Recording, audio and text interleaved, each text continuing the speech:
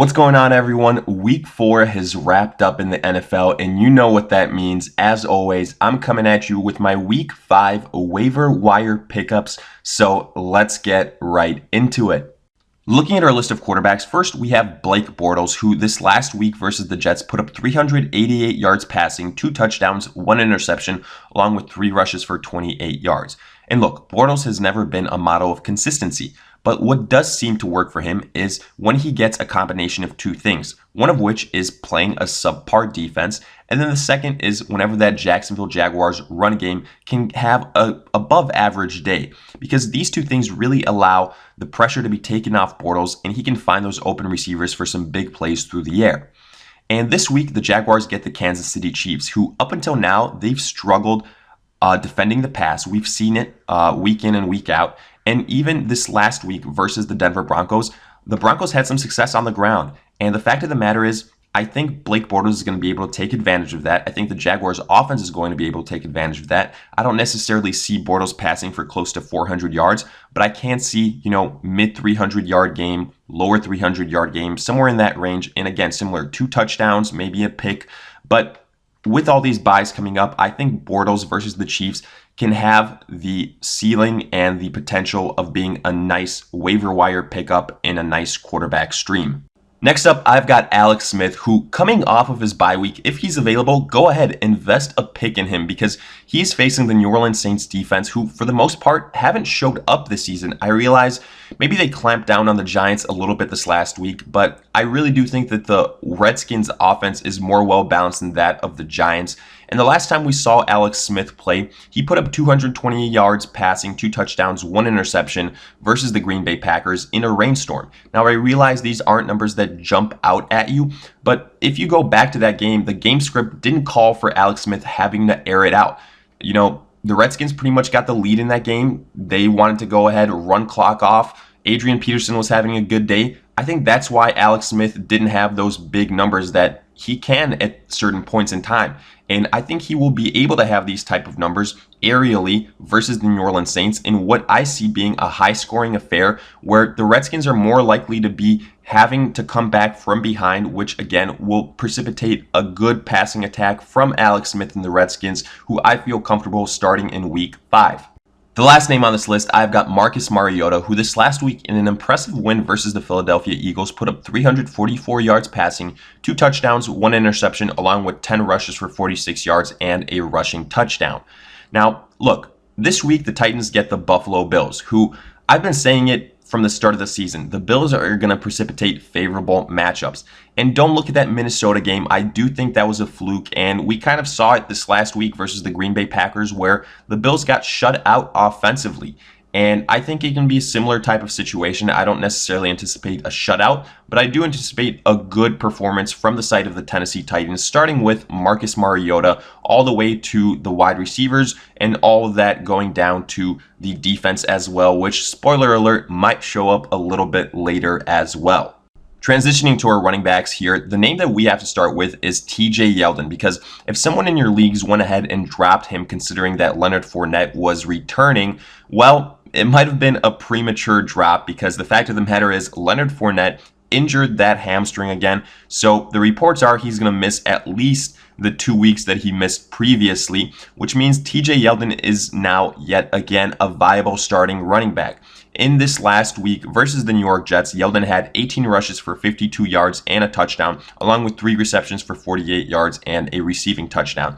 And look, the fact of the matter is when Leonard Fournette is not there, TJ Yeldon is the main guy, and he's shown it several weeks. He can have that successful type of game where he has, running back 2 appeal, or at least for sure a flex appeal at the running back position. So if he is available, I would prioritize picking up TJ Yeldon, who should be viable for at least 2 to 3, maybe 4 weeks from what it sounds like based on the Leonard Fournette injury. Next up, I've got Nyheim Hines of the Indianapolis Colts. And look, admittedly so, Hines is a name that you should be targeting more so in PPR leagues than in standard one because as evident by the mess that is the Indianapolis Colts backfield, those rushing numbers aren't pretty for any of those running backs. Hines had 4 rushes for 10 yards only. But where his real value is in the receiving category because he had 9 receptions for 63 yards and 2 touchdowns. Now look, I don't necessarily expect him to repeat that kind of stat line, but as a flex option, he is not a bad player to consider, and especially if T.Y. Hilton is unavailable for a short week going up against the New England Patriots, where if the Patriots go up fast, then the Colts are going to have to air it out. And that is a bonus for not only Hines, but also the other pass catchers for Indianapolis. So again, especially if T.Y. Hilton is unavailable, Hines gets a nice boost in my book, and I would go ahead and add him as a nice flex option. Continuing on, I've got Mike Davis of the Seahawks next. And look, stop me if this sounds familiar because we just had another backup Seattle running back have pretty much a career day when we all thought that the starting running back role was solidified.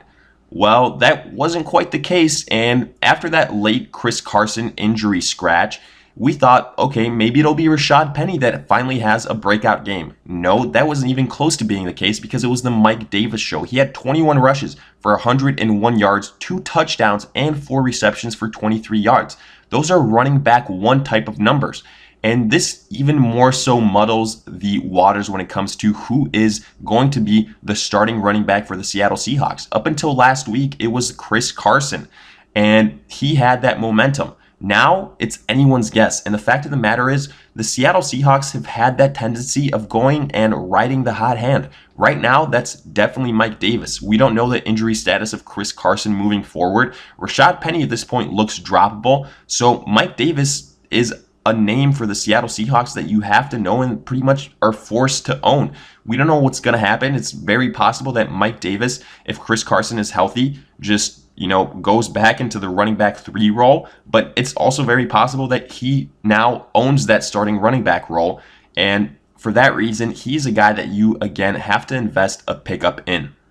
The final name on this list for the running backs is Nick Chubb of the Browns, and look, this one has an asterisk next to it because as impressive as Chubb was, he had 105 yards for 2 touchdowns. Whenever you have that kind of performance, we have to take notice. But the fact of the matter is, it was on 3 carries.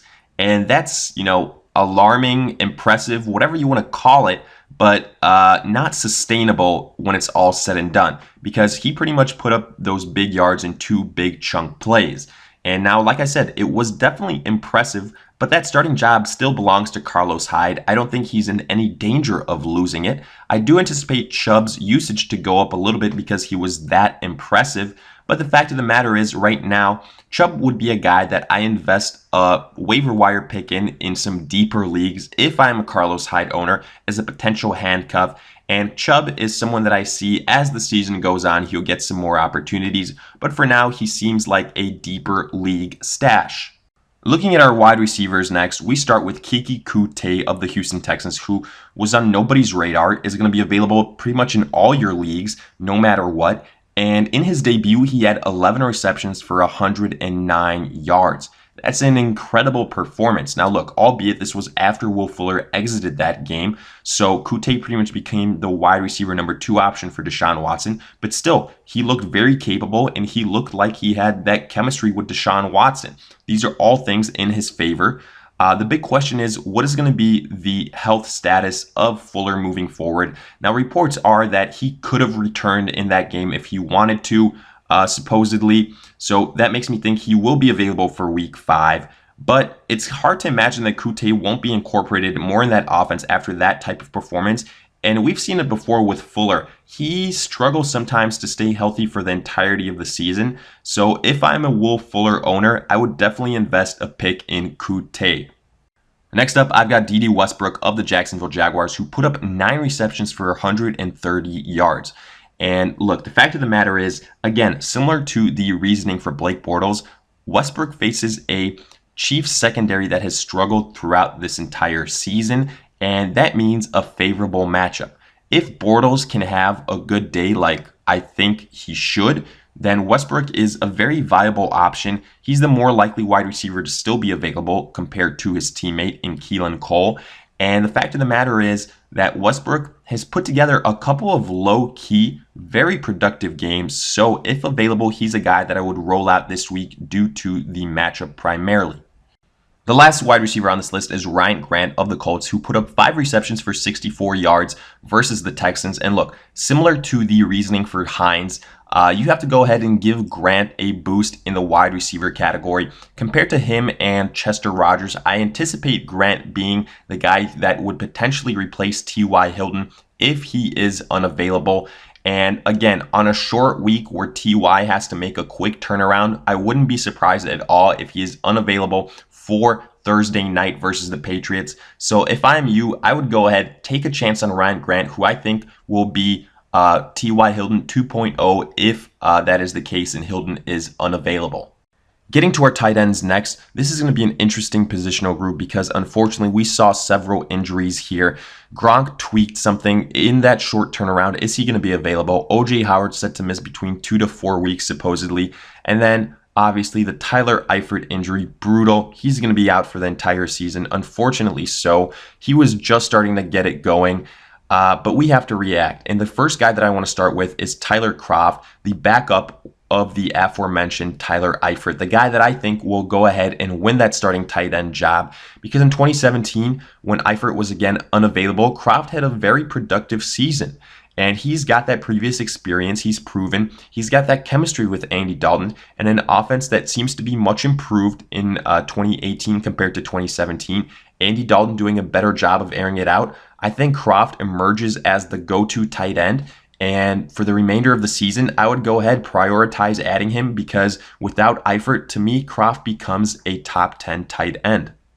Next, looking at a guy in Vance McDonald, who for the Steelers has had 2 very good weeks back to back. And look, I realize Jesse James had a huge coming out party several weeks ago, but ever since then, it's been the Vance McDonald show. This last week versus the Ravens, 5 receptions, 62 yards. Now he gets the Atlanta Falcons, who have been getting torched left and right defensively. I think that entire Pittsburgh offense is going to have a big day.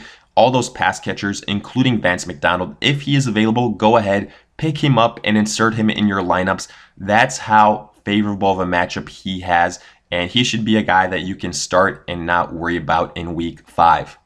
Continuing on, we've got Cameron Brate of the Tampa Bay Bucks. And look, I realize, like I said before, the Bucks are going to be on a bye week, but O.J. Howard, he's going to miss some time, and that is a big deal because I've said it since day one. If the Bucks could only have one tight end, whether it's Brate or just Howard, one of those guys would be a top 10 option. And it seems like for maybe 2 to 4 weeks, that's exactly what will happen. Cameron Brate, even though that was a horrible loss versus the Bears, he still managed to have 3 receptions for 29 yards and a garbage time touchdown. Jameis Winston set to be the starter once the Bucks come back from the bye week. You know, he's got the experience with Cameron Brate, so I'm not too worried about that. But the main thing here is O.J. Howard hurt makes Cameron Brate the sole tight end in that passing attack. That means he's a top 10 tight end option.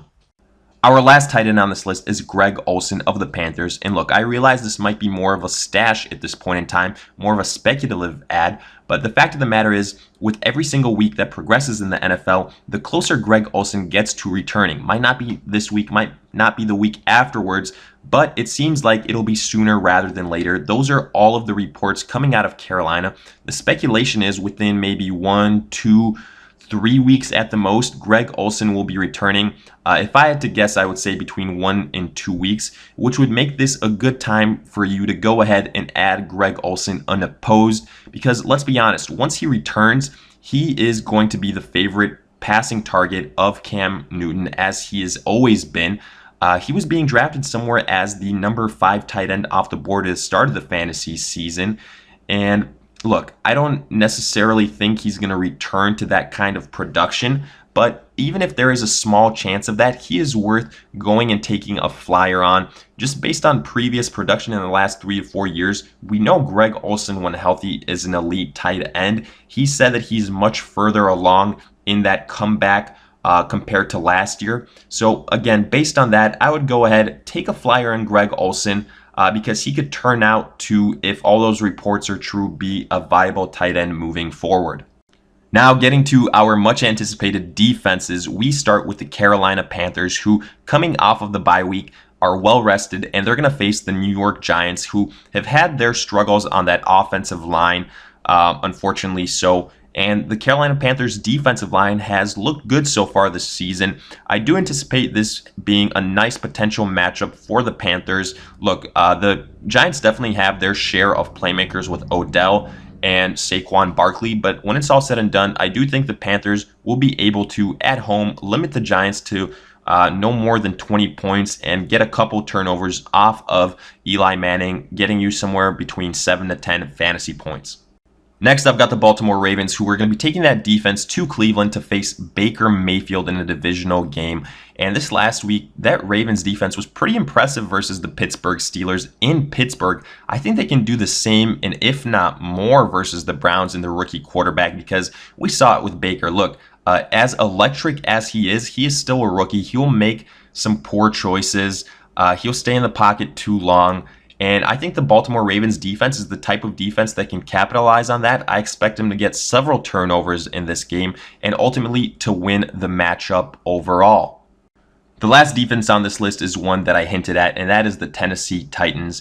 Look, they're going to be playing the Buffalo Bills. And like I've been saying, with the exception of the Minnesota Vikings in that game where they just didn't show up, opposing defenses have had good days versus the Buffalo Bills. We saw this last week versus the Green Bay Packers, where the Bills couldn't put up a single point offensively. I think that Titans defense is better than that of the Green Bay Packers.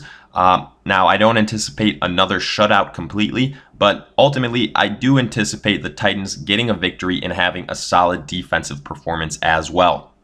So with that, we come to an end of our waiver wire targets for this week. And as always, make sure to let me know if you guys have any questions. Do you agree? Do you disagree with these names that were on this list? Are there guys that I should have included? Let me hear it in the comments section. And as always, if you enjoyed, make sure to like, subscribe, and I'll see you guys in future videos.